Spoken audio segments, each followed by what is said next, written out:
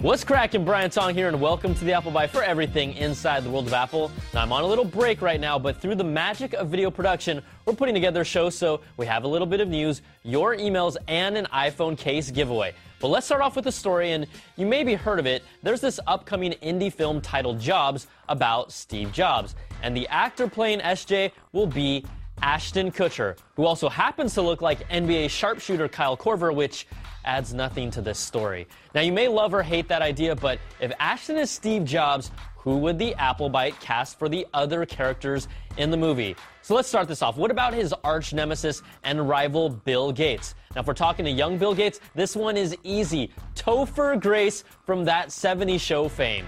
All right, Steve Wozniak, he was SJ's best bud and Apple's co-founder. He could be played by Zach Galifianakis or maybe even Jack Black. Both solid choices, but I'd have to push hard for Harry from Harry and the Hendersons.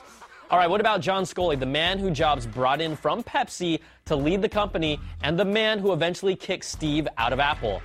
I'd say Jeff Daniels, but more because he starred in a movie with an appropriate title, Dumb and Dumber.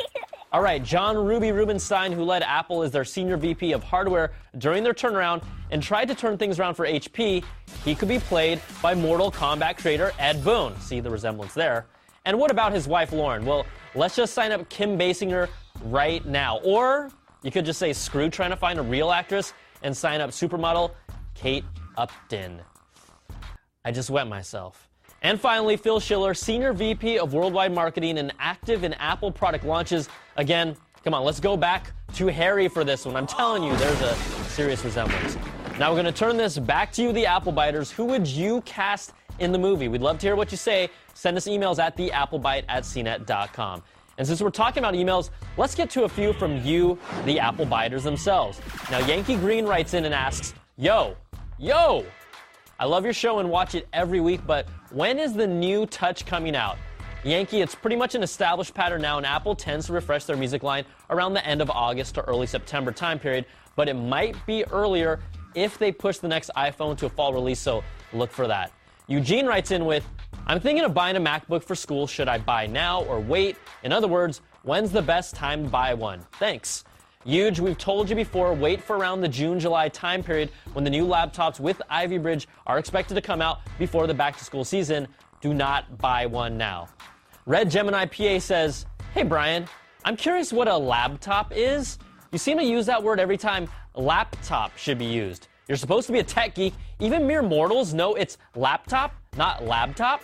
I'm sure you're using OS X Lion. Try spelling laptop with autocorrect turned on.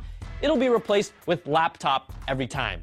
Now, between you calling laptops labtops and the irritating iPhone 5 to refer to the next 6th generation iPhone, I don't find myself wanting to watch the Apple Byte very often. Please stop. All right, Red, I just hope you enjoyed watching me read your email on your laptop. And Matthew Skritzbazak asks, How old are you, Brian?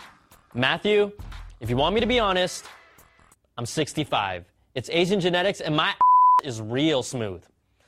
All right, guys, let's show you some really cool stuff happening with an amazing Kickstarter project that goes by the name Galileo. It's an iOS-controlled robotic iPhone platform with spherical rotation capability, and it can be used for video conferencing, cinematography, 360-degree panoramas, and more. Now, it's reached its goal for funding. I'm getting one, and the project is a go, but it's something we're checking out and truly innovative in the accessory world. Also in the accessory world, the Playa case. And with a name like that, it better deliver. All right, get this. It's a case with a slide-out compartment where you can store condoms. It's releasing this summer for $29.95, and actually the team at Annex Products put together a little video for us. Don't hate the player, hate the game, because Chris is getting laid every day, thanks to the player. No. He's not.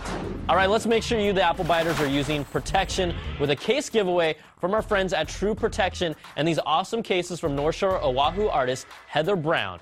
They're made of 100% recycled plastic, and a portion of the proceeds goes to the Weiland Foundation. She's a favorite of mine. We've got 5 of them, and guys, trust me, win this case, give it to your girl, and you can thank me later if you know what I'm saying. So email us at theapplebyte@cnet.com. We'd like to hear who else you might cast in the movie for any roles and roles we might have missed. Anything goes, and we'll randomly pick 5 winners for next week's show. And I almost forgot our chicken soup winner. That goes to Doug Vanderwell from Maryland. All right, that's going to do it for this week's show. Send us your emails to theapplebite@cnet.com. Thanks for watching. We'll see you guys next time for another Bite of the Apple.